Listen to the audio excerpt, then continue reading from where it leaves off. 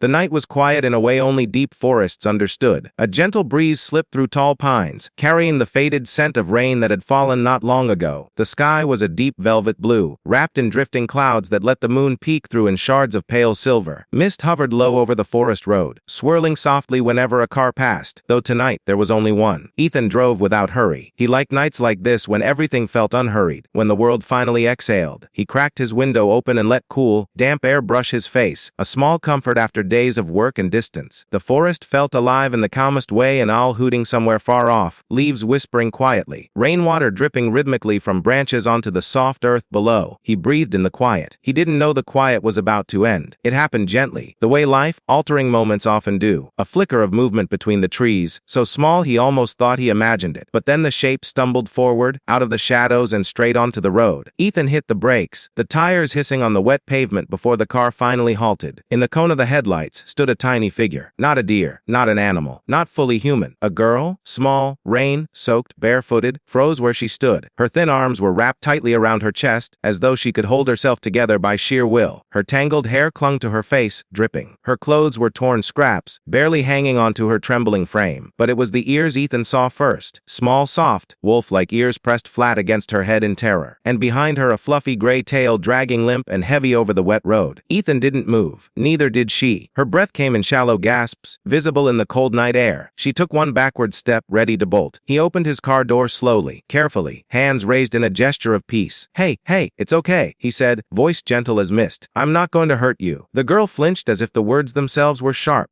Don't, she whispered, her voice hoarse and broken. Please don't take me back. The words struck something inside Ethan, something protective, something instinctive. Back? He asked softly. Back where? Her silver eyes, glowing faintly, unnaturally, lifted toward him with raw fear. The lab, she breathed barely audible. I can't go back. I can't. A tear slid down her cheek, almost blending with the rainwater still dripping from her hair. Ethan took one careful step forward. I'm not from any lab, he said. I don't know who hurt you, but I promise you I'm not one of them. She stared at him, confused, swaying slightly, as if her legs were about to give way. Are you hurt? He asked, a small shake of her head, then hesitation, then another uncertain shake. Can you walk? He asked gently. She blinked slowly, a tired, frightened blink, then nodded. Ethan extended his hand, not grabbing, not reaching for control, just offering. She stared at the open hand like it was something strange, something she'd never been given before. After long, breathless seconds, she placed her trembling hand in his. Her skin was ice cold. When she stumbled, Ethan instinctively caught her. She didn't pull away. He lifted her easily. She weighed almost nothing, and carried her to the warm car. Inside, when the heater's warmth touched her skin, a tiny, involuntary sigh escaped her lips. She curled up, hugging her knees, small and exhausted and barely holding herself together. What's your name? Ethan asked softly. For a long moment, silence, then a fragile whisper. Lyra. That's a beautiful name, he said. She looked down, shy and unsure of kindness. And yours? She asked, voice barely there. Then, she repeated it softly. Ethan. The way she said it, careful, testing, almost hopeful, was the first small sign of trust. The road toward Ethan's cabin wound deeper into the forest. Every few minutes he glanced over at her. Lyra had curled up in the seat, her tail wrapped protectively around her legs. Her wolf ears twitched at every small sound. The hum of the engine, the whisper of trees, the soft patter of rain. But she no longer looked like she was moments from collapsing. Just tired, profoundly tired. When the cabin's soft yellow lights appeared between the trees, Lyra sat up a little straighter, eyes darting from window to window in disbelief. This is where you live? She asked softly. Less. No gates, no codes, no guards. It's not a lab, Ethan reminded her gently. Inside, she stepped slowly, cautiously, pausing at every doorway like she expected glass walls or sterile white rooms. But she found only warm lamps, wooden floors, blankets, and the crackling sound of a fireplace. Her ears lifted from fear to confusion. Ethan knelt in front of her. You're safe here, Lyra? She looked at him with something like disbelief, as though unsure whether safety was even real. Why are you helping me? She whispered. Because you needed help, he said simply. That answer stunned her. It was as if no one had ever said anything like that to her before. He brought her a soft towel and a large blanket, thick and warm. She wrapped herself in it, closing her eyes briefly as the warmth seeped into her bones. A tiny sound escaped her, soft and animal-like, half a purr and half relief. Ethan made her warm soup. At first, she sniffed it distrustfully. Then, with a tiny, careful sip, her eyes widened in wonder. It's nice, she whispered. You can have as much as you like. She ate slowly, savoring each cautious spoonful as if expecting it to vanish. As she finished, her breathing steadied, her tail uncurled slightly, and for the first time, she looked less afraid. When Ethan brought out extra blankets, she hesitated. Will you stay close when I sleep? She whispered. The dark still scares me. Of course, Ethan said softly. She curled up on the couch, blanket around her, tail tucked against her. Her eyes fluttered, fighting sleep before finally giving in. Her breathing slowed. Her small body softened. She slept peacefully, maybe for the first time in her life. Ethan sat nearby in the armchair, watching the quiet rise and fall of her breathing, watching how different she looked without fear tightening her features. He didn't know where she came from. He didn't know what she had escaped. He didn't know what danger followed her. He only knew one thing with certainty. He would protect her, whatever it took. The forest welcomed Aaron the way night welcomes a tired traveler, gently, silently, without asking anything in return. Above her, branches swayed like slow-moving fingers brushing the sky. The moon hid behind drifting clouds, letting only a soft silver glow spill across the ground. It felt safe here, safe in a way she could hardly understand. She walked deeper, each step sinking into damp moss. The earth smelled of rain and leaves, nothing like the metal and chemical scent of the facility she had grown up in. She paused often, touching tree bark, running her fingers across ferns, lifting her face to every breeze. It was all new, yet somehow familiar, as if her heart had known this place long before her eyes did. Somewhere in the distance, water murmured. A stream, maybe. Aaron followed the sound, guided not only by her ears, but by an instinct she couldn't name, an instinct that felt older than her. When she reached the stream's edge, she crouched down slowly. The moon slipped out from behind the clouds and cast her reflection onto the water. Large eyes, small trembling shoulders, silver gray ears poking out from her tangled hair. A girl, but not only a girl. She watched the ripples shift her reflection, and for a moment she whispered to the water, "Who am I really?" No answer came, but the quiet felt comforting. She cupped her hands together and drank. The water was cold and sweet, slipping down her throat like something magical. She had never tasted anything like it. For a long moment, she just sat there, letting the peace of the place settle into her bones. Then, faintly, like footsteps across dry leaves, she heard something. Aaron froze. Her small ears twitched. Someone was near. Not the lab people. Their footsteps were heavier, sharper, filled with purpose. This sound was different, softer, curious. Aaron rose slowly, backing into the shadows beneath a leaning pine tree. She held her breath, watching the darkness. A shape emerged. Small, round, waddling. A raccoon. Its bright eyes blinked at her. It sniffed the air, then cautiously stepped closer. Though Aaron had never seen such a creature before, something about its movements felt strangely comforting. It wasn't afraid, just curious. Like her, she lowered herself into a crouch and extended one hand. The raccoon sniffed, hesitated, then shuffled forward and gently tapped her fingers with its tiny paw. Aaron's eyes widened. A soft laugh escaped her, quiet but filled with wonder. "You're not scared of me?" she whispered. The raccoon blinked, as if answering. And for the first time since escaping the lab, Aaron felt her heart beat slow, felt the fear inside her loosen. She stayed by the stream with her new companion for a long time. They sat beneath the stars, sharing the same quietness, as if silence itself had shaped a fragile bond between them. But when a sudden gust of wind rustled the trees, the raccoon tensed. It turned its head sharply, ears flicking. Then it bolted into the bushes. Aaron's breath hitched. She knew that reaction. Something unfamiliar was near. Something watching her? She rose again, her senses sharpening. The forest had turned still. Even the wind seemed to hold its breath. Then, soft footsteps. Human. Aaron stepped back. Her heart raced. She reached for a broken branch at her feet, gripping it tightly with trembling hands. Through the trees, a dim lantern glow appeared. Someone was walking toward her, slowly, cautiously, carefully. A voice called out, quiet, gentle eyes, "Anyone there?" Aaron froze. The voice didn't sound like the scientists. It didn't have the cold edge of commands or the sharpness of orders. It sounded warm, tired, almost lonely. Still, she didn't move. The lantern came closer, revealing a figure. An old man wrapped in a simple cloak of rough brown fabric. His hair was silver, longer, uncombed, and his face carried deep lines. Lines of age, yes, but also of kindness. He lifted the lantern slightly, peering into the dark. "I saw the lab lights from far away," he said softly. "And then something running." His voice lowered. "I hoped it wasn't one of their experiments." Aaron's breath caught. He knew. The old man stopped a few steps away from her hiding place, close enough that she could see his gentle eyes, but far enough that she still felt safe. "You don't need to run from me," he said. "Not tonight." He set the lantern on a rock slowly, showing his empty hands. "You're tired, and alone, and probably scared." Aaron didn't speak. She held her stick tighter. The old man didn't move closer. He simply sat down beside the stream, leaving plenty of distance between them. "You can stay in the shadows if you want," he murmured. "The forest accepts everyone, especially the ones who have been hurt." Aaron blinked. The words felt soft, like warm cloth wrapped around a wound. The old man looked at the water, not at her. "My name is Lores," he said gently. "I live in a small cabin nearby. I won't ask you anything you don't want to share, but if you need need shelter, it's there. Aaron didn't answer, but something inside her, something deep and instinctive, told her this man wasn't a threat. Still, she stayed silent until he slowly stood up and stepped away from the stream. He paused once more before leaving. "I'll leave the lantern here for you," he said. "It's a cold night. Light can help you feel less alone." Then he walked back into the forest, footsteps fading softly. Aaron remained still for a long time. Only when the night deepened and the moon shifted in the sky did she finally step out from behind the trees. She approached the lantern. Its warm glow lit her face, reflecting in her wide eyes. She reached out, touched its metal frame, and felt the gentle heat. Someone had shown her kindness. For the first time in her life, she stood there holding the warmth close, breathing softly in the quiet of the night. And then, very slowly, very carefully, Aaron began walking toward the direction the old man had gone. Not because she fully trusted him, but because, for the first time, she wanted to believe someone could care. Aaron walked slowly through the trees, the lantern swinging gently in her hand. Its warm glow painted soft circles on the ground, guiding her deeper into the woods. Every few steps, she paused and listened, ears twitching, nose lifting slightly to catch scents carried by the wind. The forest was peaceful again. The fear that had chased her for so long was now only a faint shadow behind her. As she followed the faint footprints left by the old man, she noticed how the forest seemed to shift around her. The trees grew wider, older, their branches heavier with moss. The air smelled richer here, pine earth, and something sweeter she couldn't name. Ahead, a tiny flickering light appeared. A window. Aaron stopped, her breath softening. Just beyond a cluster of tall ferns stood a small wooden cabin,